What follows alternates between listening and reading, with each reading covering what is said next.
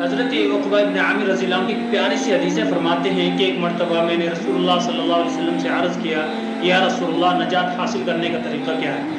آپ صلی اللہ علیہ وسلم نے فرمایا کہ اپنی زبان کو قابو میں رکھو، اپنے گھر میں رہو، یعنی فضول باہر مت پھرو، اور اپنے گناہوں پر رویا کرو۔ زبان کو قابو میں رکھنے کا مطلب کیا ہے؟